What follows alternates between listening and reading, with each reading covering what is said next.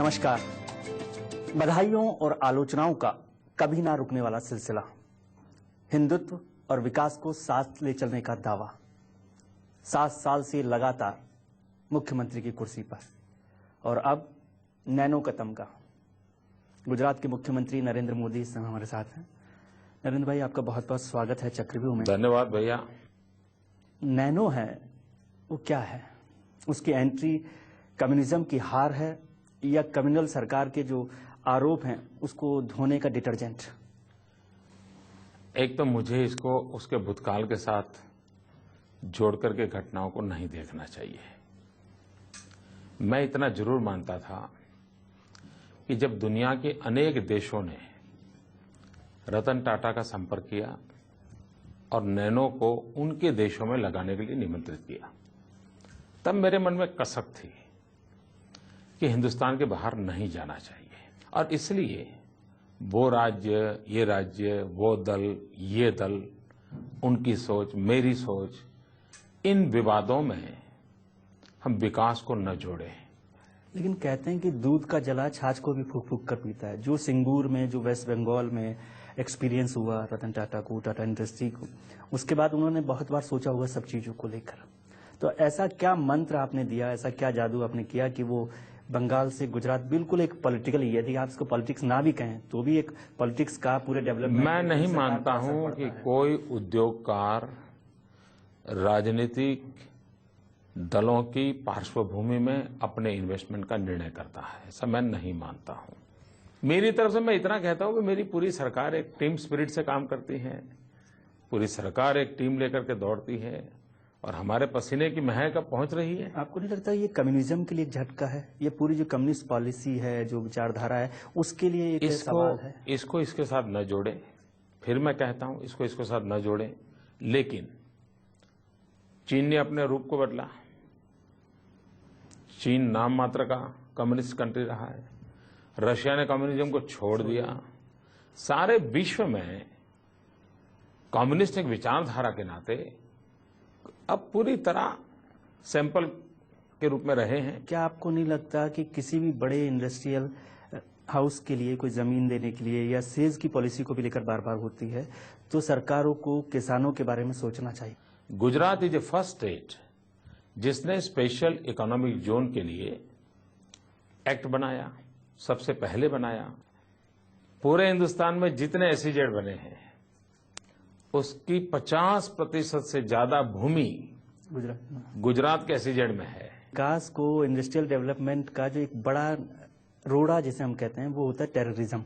गुजरात उसका बड़ा शिकार रहा है। गुजरात में पिछले 6 साल में अहमदाबाद में पहली घटना घटी और दूसरी मोडासा में घटी, यानी ये, और मुंबई की तुलना में, बेंगलोर की तुलना में, हैदराबाद की तुलना में आप हमेशा चिंता करते रहे आतंकवाद। सुनिए जी, गुजरात में एक भी ब्लास्ट न हुआ होता, एक भी, तो भी मैं आतंकवाद के खिलाफ आवाज उठाता।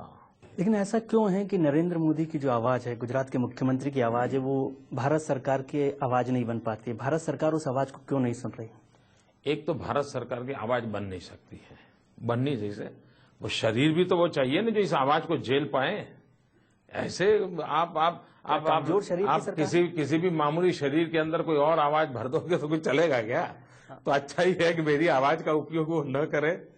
वे अपनी नीतियां बनाएं, अपने तौर तरीके अपनाएं, मुझे उसमें कोई इतराज नहीं कि उनकी अपनी एक राजनीतिक विचारधारा है, उनके दल। आप कमजोर सरकार कह रहे हैं। लेकिन तो वोट बैंक पॉलिटिक्स जहां पर हावी होगा वहां आतंकवाद के खिलाफ लड़ने का सामर्थ्य आ ही नहीं सकता है।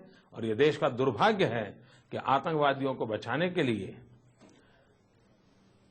एक सरकार की ग्रांट से चलने वाली एक यूनिवर्सिटी ये कहे कि हम आतंकवादियों को लीगल एड के लिए व्यवस्था करेंगे। और दुर्भाग्य देखिए कि देश के एचआरडी मिनिस्टर को ये समझ नहीं आ रही है कि यूनिवर्सिटी का ये बयान इन ए वे दिल्ली सरकार और भारत सरकार के खिलाफ है। ये पकड़ने वाली सरकार दिल्ली की है, कांग्रेस की सरकार है, उसने पकड़ा है और तब जाकर के वो लीगल एड देने का कहते हैं। मतलब अर्जुन सिंह को ये समझ नहीं है कि वे खुद की सरकार के प्रति अविश्वास का प्रस्ताव रख रहे हैं। आप कह रहे हैं कि ये जो सरकार है, केंद्र की सरकार है, चाहे उसमें अर्जुन सिंह जी हों या और लोग हों, वो आतंकवादियों को बचा रही है, आतंकवादियों का साथ दे रही है? मैं साफ मानता हूं, कांग्रेस का जमाना देखिए किस प्रकार से उन्हें रूप बदलते बदलते वोट बैंक पॉलिटिक्स के लिए जिसको सुप्रीम कोर्ट ने फांसी दी है, उस आतंकवादी को फांसी पर लटकाने को तैयार नहीं है। गुजरात सरकार जिसने गुजकोक का कानून बनाया, जो संगठित गुनाहों के खिलाफ एक व्यवस्था है, महाराष्ट्र में वह कानून है, कॉमा फुल स्टॉप के साथ कानून है। महाराष्ट्र में अगर कोई गुनाह होता है तो वो गुनहगारों पर वो कानून लगता है। 50 किलोमीटर दूरी पर मेरे गुजरात के अंदर कोई गुनाह होता है तो मुझे कानून के लिए दिल्ली से बार बार 4 साल से भीख मांगनी पड़ रही है। ये गुजरात के स्वाभिमान पर चोट है। कोई कहते हैं अरे भाई कानून था तो भी आतंकवाद आया था, फलानी जगह पे हमला हुआ था, ऐसा एक तर्क देते और देश भर में चलता रहता है। सब नेता ये तर्क देते हैं। मैं ये जब आपके पास सबसे सख्त कानून, मैं आपको पूछता हूं कि भाई हत्या करना गुनाह है कि नहीं है? उसके लिए 302 की धारा है कि नहीं है? उसके बाद भी हत्याएं होती है कि नहीं होती है? दिल्ली में तो कितनी मात्रा में होती है। क्या अब हम ये स्टैंड लेंगे कि भाई 300 दिन की धारा हटा दो? आप क्या चाहते हैं, सख्त कानून चाहते हैं या सख्त मंत्री चाहते हैं? सख्त मैं समझता हूं आप ये मामला एक मंत्री पर मत ले जाइए। एक यूपीए और कांग्रेस सरकार को बचाने का ये तौर तरीका है। अगर एक मंत्री पे मामला ले जाते हैं, it requires a national will, it requires a political will, it requires a responsible governance. This is what required. ये न मंत्री का मुद्दा है। तीनों केंद्र सरकार के पास नहीं है?